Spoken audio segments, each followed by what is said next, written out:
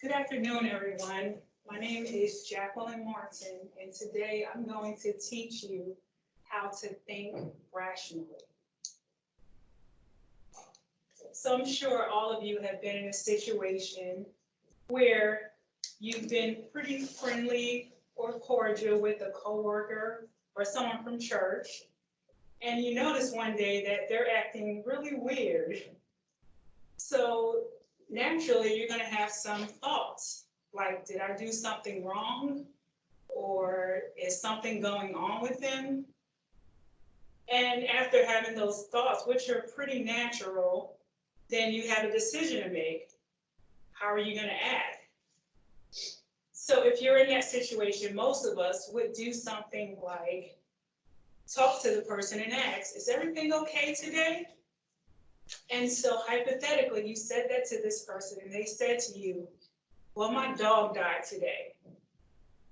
And that's when you realize that that was the root cause of them acting the way they were acting. Well, some people will handle that situation in a totally different way. They may say things like, they must hate me, just like everyone else in the office hates me. And maybe if it's their boss, they may say, well, they're going to fire me just like my old boss fired me. These types of thoughts, of course, are irrational. And because of those thoughts, that person may feel some anxiety, some fear, and even some depression.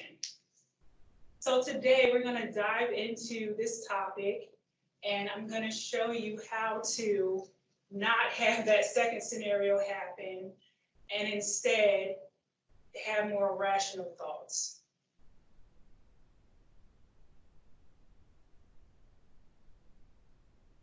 So what is an irrational thought? I want you all to think about that for a second. And just in your own words, if you could, give me your definition of an irrational thought, of what it is. It's a thought that doesn't match up with the facts at hand necessarily, Okay, so or based on incomplete facts. thought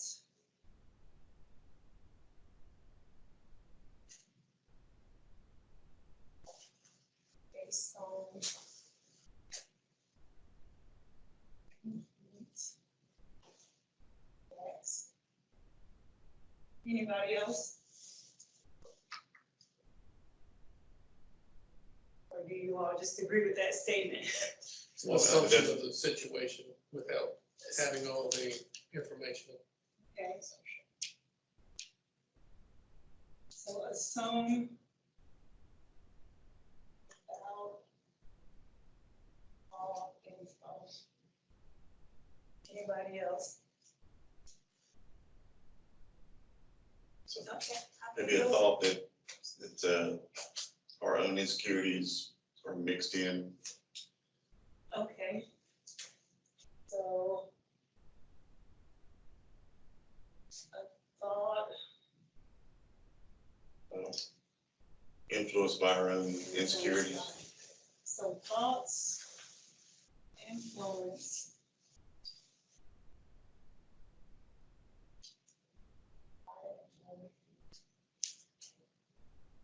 insecurities. Okay. And one thing that I've learned through my studies is that people tend to like praise. So for moving forward in this class, when someone gives an answer, I want the person next to them to give them a high five.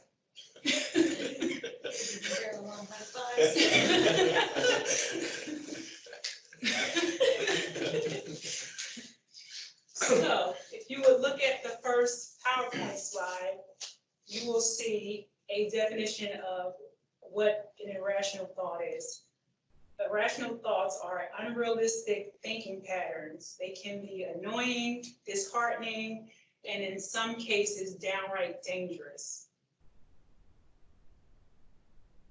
So I have another question for you. Why do we have irrational thoughts? Now, this question digs a little deeper. It takes a little critical thinking. So what is the reasoning why we have irrational thoughts? Selfish human nature. We tend to make it about us instead of about the person we're speaking with. Okay.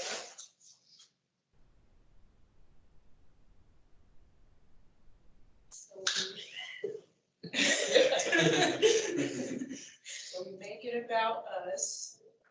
But this is selfishness. Anything else? That could be a problem solver. You said problem solver, okay.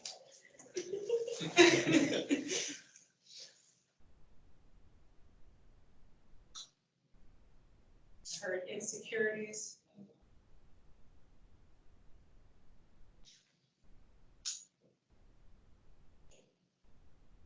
Or quick to judge, Okay, that's a good one.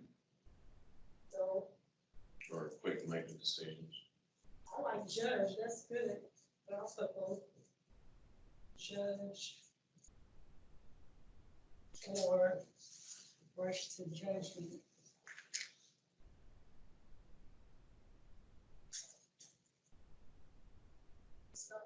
Okay. Anything else?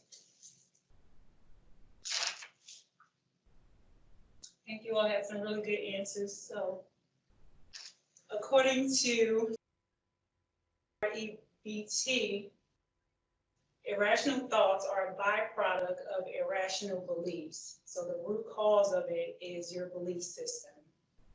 If you change your irrational beliefs, of course, everything associated with it will change as well.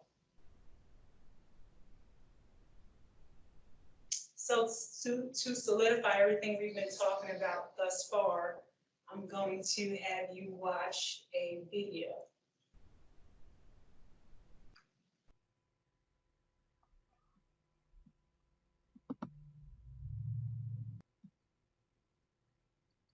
Hi, my name is Woody Scholl. Today, we're going to talk about the ABC model of cognitive behavioral therapy. The ABC model helps us to explain why we think the things that we think, why we feel the things that we feel, and why we do the things that we do. It's valuable to understand the ABC model because once we understand how our thoughts, feelings, and behaviors interact, we gain the power to start changing them. The ABC model looks like this. First, there's an activating event. An activating event is anything that actually happens to a person. It's just any situation that you encounter. Let's go with the example of running into a friend at the grocery store. You see him in the produce section, you say hi, they say hi right back, and then they return to searching for the perfect banana. That's the activating event. It's the fact of what actually happens. Next, we have beliefs about the activating event. Beliefs are what we think about the situation. Two people might have different beliefs about the exact same activating events. What are some different ways that we can think about the situation at the grocery store? One person might think, I must have done something to upset my friend, they're totally ignoring me. Another person might think, my friend is really involved in finding that perfect banana, that's their business, I'm just gonna move along. The truth is, both of these ways of thinking are possible. We don't actually have evidence either way. Our beliefs usually happen so quickly that we aren't even aware of them. We don't take a second to stop and think, was there evidence for that? This is where things get interesting. Someone who's depressed is more likely to have a negative thought about any situation. Someone who is not depressed is more likely to see the same situation as either neutral or positive. Finally, we have a consequence. The consequence is the result of our belief about the situation. This can include how we feel or what we do because of our beliefs. For example, the individual who felt that their friend ignored them, they might go home feeling hurt, and they might not talk to that friend for a while thinking that they were upset with them. On the other hand, the individual who thought that their friend was just acting funny for no good reason, they'll probably forget about it, go home feeling just fine, and they might call up their friend that evening to check and make sure everything's okay. The consequence stage of the ABC model has an important effect on our lives. The individual who felt ignored by their friend will probably end up having a worse relationship, which will further reinforce the idea that they've done something wrong. Now imagine this same pattern applied to almost every relationship and every situation that this person encounters. So that's how the ABC model works, but how can we use it to our advantage? It's not easy, but with practice, we can learn to intervene at either the A, the B, or the C to better control our thoughts, feelings, and emotions. We can intervene in the activating event by avoiding situations that we know usually turn out badly for us. For example, if there's someone that you spend time with and whenever you do, there's some horrible outcome, you might recognize that you should probably spend less time with them. Sometimes that just isn't realistic. In these situations, we can try to change our belief. Going back to the example at the grocery store, the individual who felt that their friend ignored them, they could stop and think, is there really evidence that my friend doesn't like me, or am I just assuming that? Finally, we can intervene at the consequence. We can do this by learning skills such as deep breathing or meditation to help us manage our emotions, maybe reducing depression or anxiety. Thanks for watching. So the video we just watched talked about the ABC method. This presentation, the purpose of it is to teach you 2 learning outcomes. And it's based on the ABC method. So the first outcome, can I have someone who would read it? By the end of the lesson, students will be able to differentiate between an activating event, an irrational belief about the event, and the emotional response resulting from the belief. So that's what we want to accomplish by the end of this lesson, that you guys will be able to distinguish between those 3 things. So I have an activity in order for you guys to learn how to do that. If you could, you have some case studies, if you could pull that sheet out.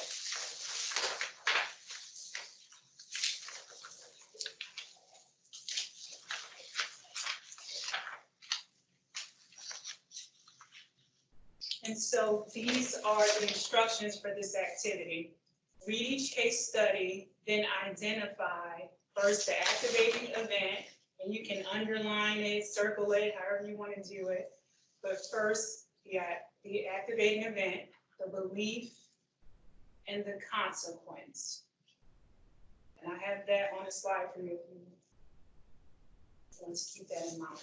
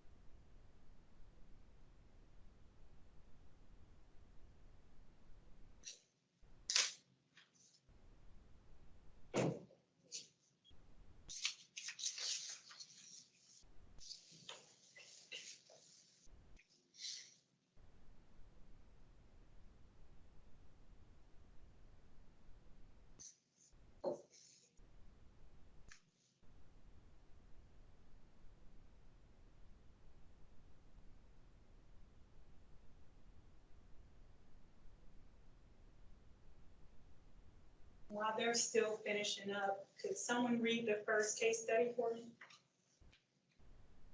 Amy's sister borrows her favorite dress without her knowing about it. She ruined the dress by spilling wine on it and leaving it permanently stained. Amy thought, how could she do this to me? She is so inconsiderate and mean. I just hate her sometimes and want to wring her neck.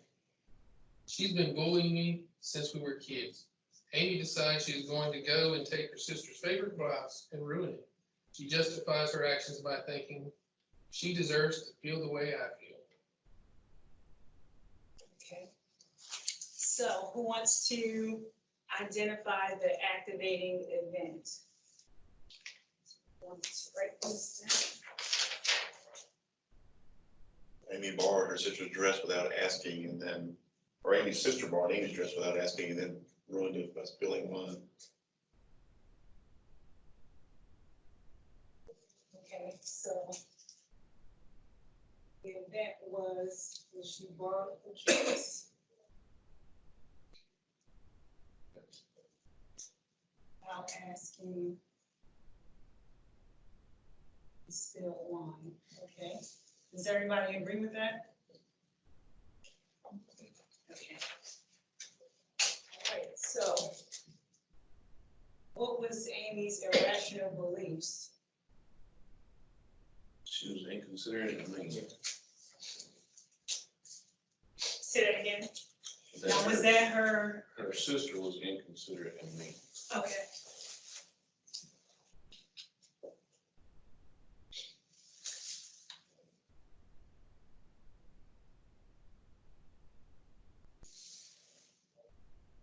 So sister was inconsiderate of me. Any other irrational thoughts?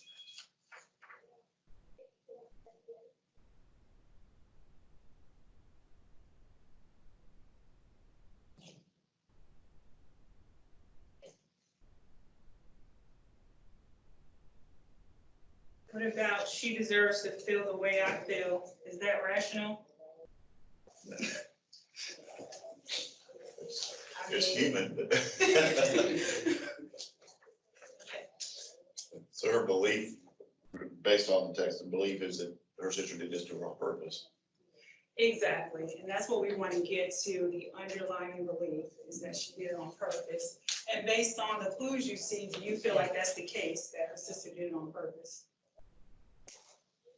Not on purpose. Not on purpose. I don't think so. It's hard to say, because it sounds like there's a history.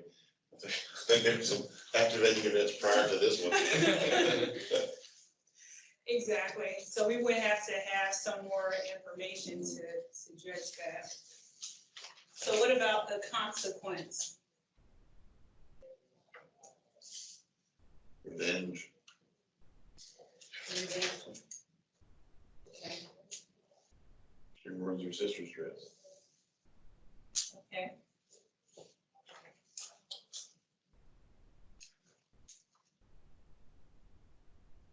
Actually, so the definition of a consequence based on the ABC method is the emotions that the individual with the irrational thoughts feels as a result of her irrational thoughts. She feels anger. Okay, so she's angry at her sister.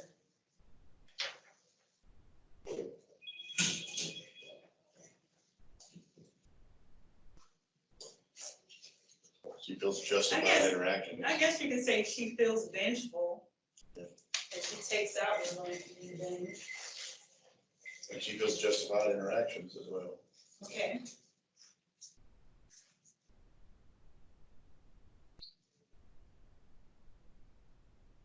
Okay, so let's talk about the second case study.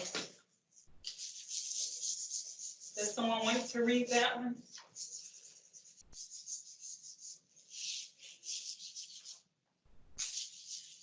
Did anybody give Larry a high five for reading the first one? They did not.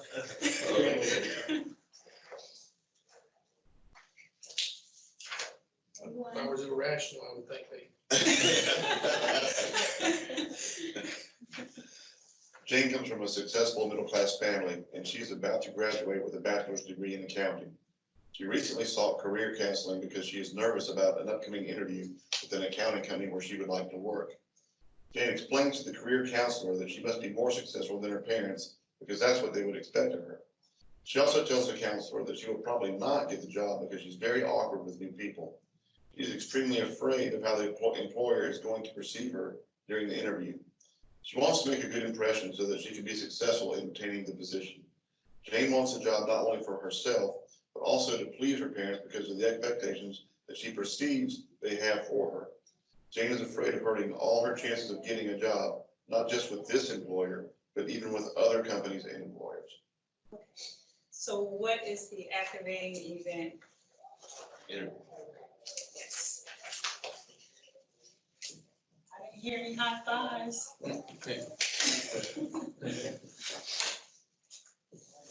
Okay, so what is the underlying belief that she has?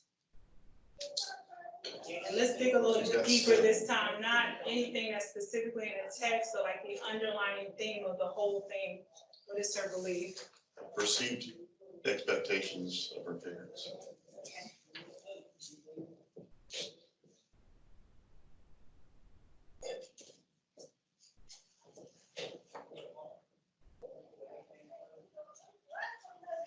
Anything else?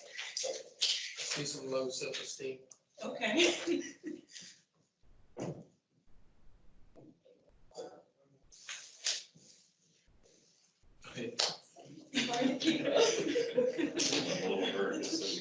And so what about the emotional consequences that she's experiencing due to her beliefs? Anxiety. Okay. Anything else?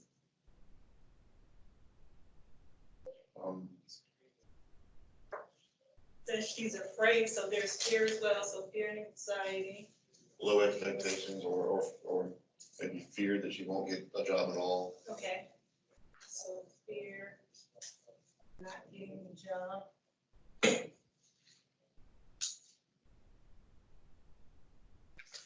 So do you guys believe that you have met the first learning outcome? That you're able to differentiate between an activating event, an irrational belief, and an emotional response? I think you are. I think we all deserve a high five.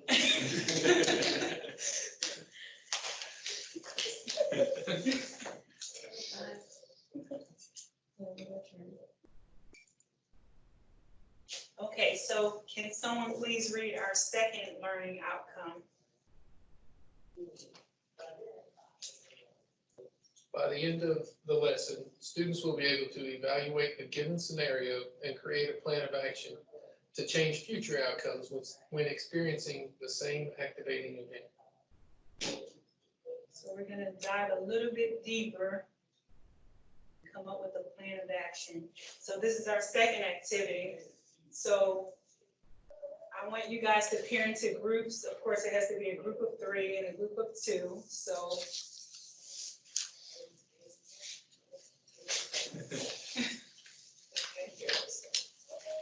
so the instructions are pair up and write down a scenario that demonstrates the ABC method. It can be a personal story or just made up. You're going to collaborate on the story. List 3 things that the individual in the story, who is the irrational person, that they could do to prevent experiencing the same thing in the future.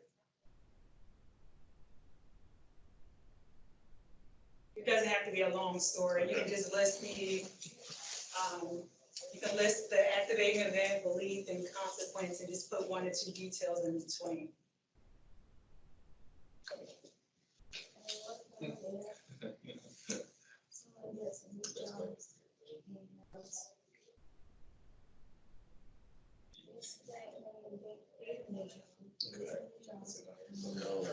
What's the minute? Story. Like, when I first started at, it was my first job. The first family that it was a student that came in. I was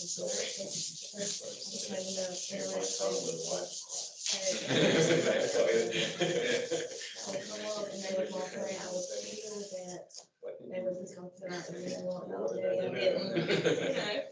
That was 16, so it was my first time. I don't know if that could be a good Kids are as well. scenario. So what were the consequences? So this is linked to you. Did I do something? Yeah. That's what it's- So you can have your story. All right, so now think of a plan of action. How could you have changed that so that that scenario won't happen again? What are some ways or tools or things you could do? Reaction to our possible scenario would be you start cooking.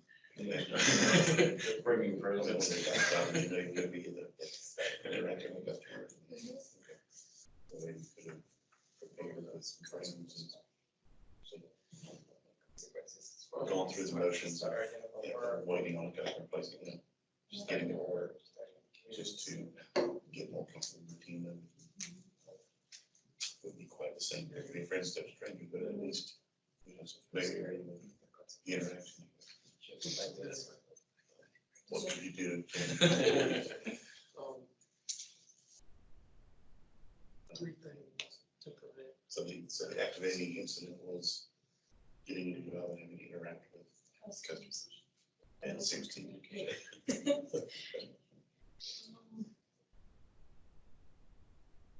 Last work in the restaurant, 16 hours in the bag, they let me interact with customers. So I guess first one would be having some family and friends, try to interact with customers. Second one, Customers and tone. How would you change the conclusions or the beliefs about how do you think that? When the customer walks away, you were second guessing, did I do everything I needed to do, did I treat the customer? So how could you change your beliefs? so that's something you have to work on inside yourself. But you could also, as you get feedback from the coworkers or manager, what kind of stuff comes in, serve the customer better, can you help us? Don't. You could have, which would, you know, maybe voicing your insecurity, but also maybe some guidance and increase confidence. It's really more confidence issue. And it's something you're not familiar with. Okay, is anyone ready to start sharing? So Who's gonna be group A? what would be the changing? They're group A, okay. So what's the activating event for you guys? Or do you just want to tell a full story and then we'll get into the activating event? Well, I use a personal story. Okay, When I was 16, I got my first job at a Japanese restaurant. I was a cashier. I made plates and everything. And I was extremely nervous going in, especially having to interact with patients. Not patients. I had to interact with customers. I'm thinking right here. Interact with customers, and when they would walk off, being 16, I felt like they were maybe talking about me, especially when I would have friends, well, not friends, classmates come in, yeah, and they would walk off and giggle. I would feel like they were talking about me, not necessarily confirming that they were, but that's how I felt. okay. So I would walk away like, what did I do wrong? You know, what can I do to do better, or things like that. Okay. I don't know if that was a good story, I but think it was. So what was the activating event? Just when you would interact with customers or people? so, I guess, The new job requiring customer interaction. okay.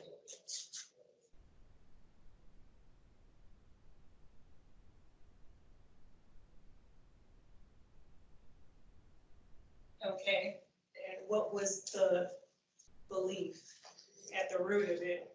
That I didn't do what I should have done. I guess that was my biggest fear. Okay. So, and how would you interpret that? I believe was that our performance didn't meet job expectations or requirements. Things a lot.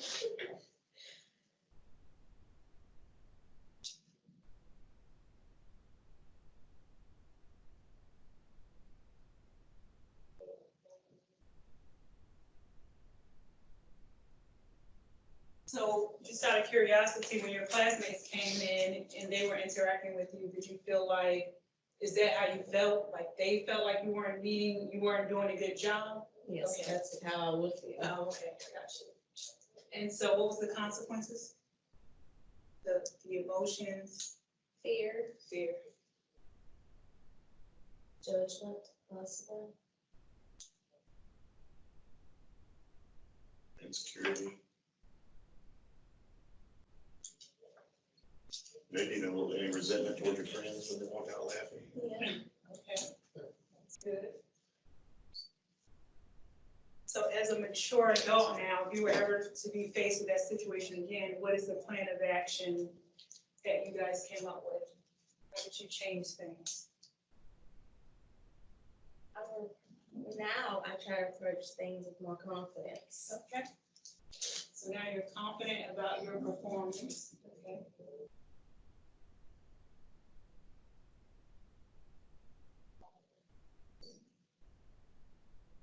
And a good question when you were analyzing this is there any evidence that I'm doing a bad job? Did my boss tell me that?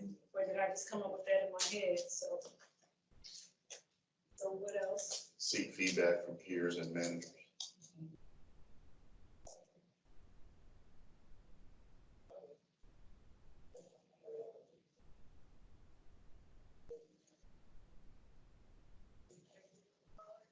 And what's your third one?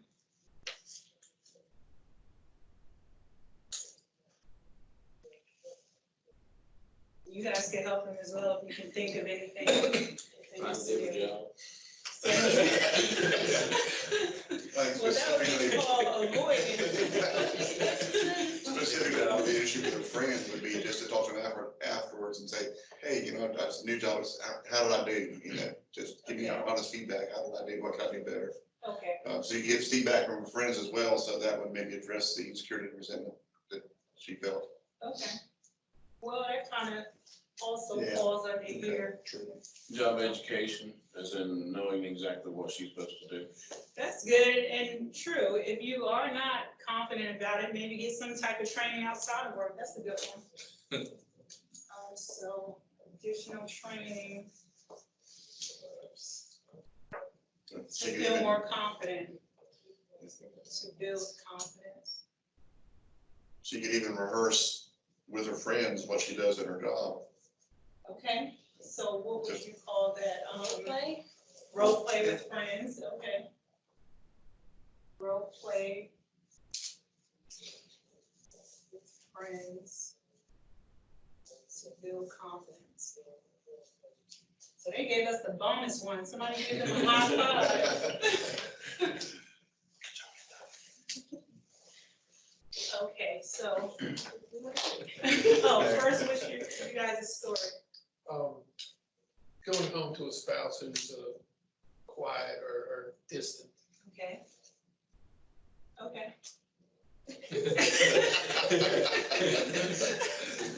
This is gonna be General good.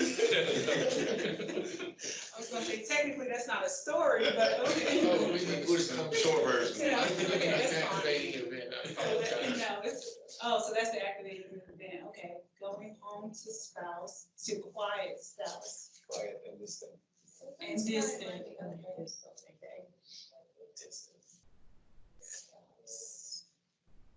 Okay, and so what is the irrational belief about that situation? That you've done something wrong. Okay, We did something. Necessarily irrational. They put the trash in there. and so how does that make this person feel? What's the emotional consequences of them thinking they did something wrong? Fear. Yeah, depending on your spouse, it could be fear. Hospitalization.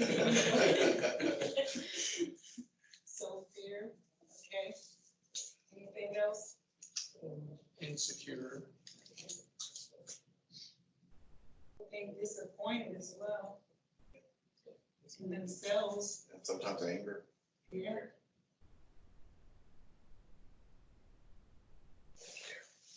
Okay, so what's your plan of action? Communication would be the first. Okay. But then when I talk to you, True. That's a good question. What's wrong? So what if they don't want to talk to you, then what? So what's the backup plan of communication? Communication or?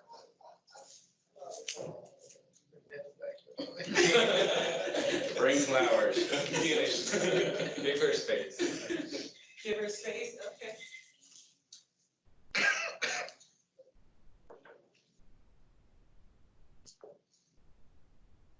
Okay, anything else?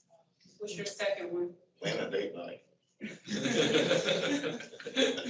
Not to assume there's an issue, that maybe they're just tired or Okay. had a long day. So think the best Yeah. And that could be a backup plan of communication. If she doesn't want to talk about it, just think the best. Okay. Positive thinking. Anything else?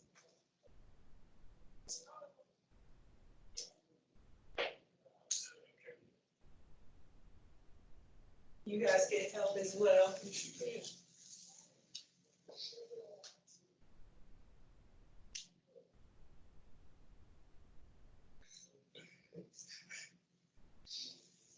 I can say what I do when my husband Okay. won't talk to me. Okay. I'll force him to hug me. How do we write that? Forceful love. Love them anyway. Yeah. It works. You could add Or, some another thing is make them feel okay, closer because you feel like they're distant. Compliment them.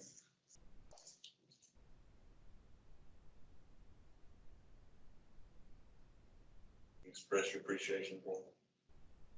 Okay. I like to add humor myself. Okay. Yeah.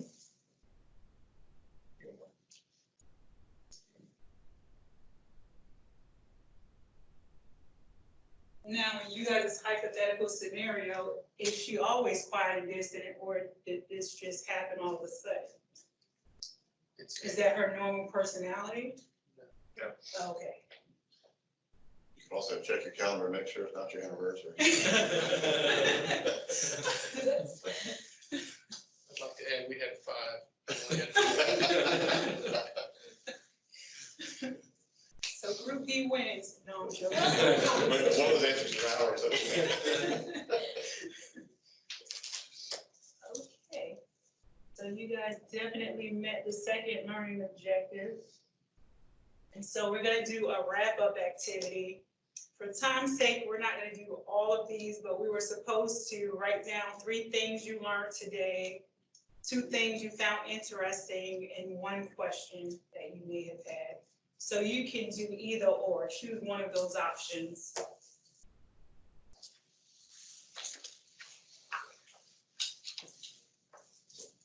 And you don't have to do 3, 2, or 1, just do 1 thing you learned today, 1 thing you found interesting, or 1 question you may have.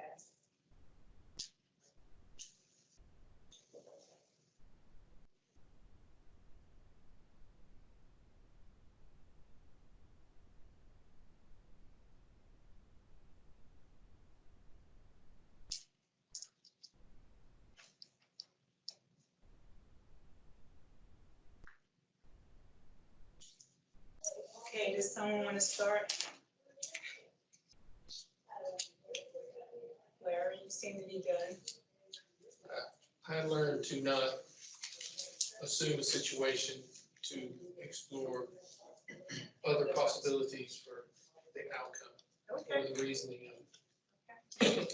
I found it interesting, the point that 2 people can experience the same event, but perceive it in completely different ways. Yeah. And when you think about that, it should be rather obvious to us because we're all different, but we tend to reflect on our own perception of the event and not really think about how the other person perceives it. True. I learned to basically try not to jump to conclusions. What happened to the high fives? Johnson? I just, the ABC method of confronting situations. Okay. I noticed that if you just try to stay positive, you have better outcomes. True. And you don't usually perceive things in a negative context. And you mentioned that in the video. So, one last thing, one final question. What does the A stand for in the ABC method? Activating event. Okay. What does the B stand for? And what does the C stand for? Okay, good job. Thank you for attending my presentation. You guys have a good day.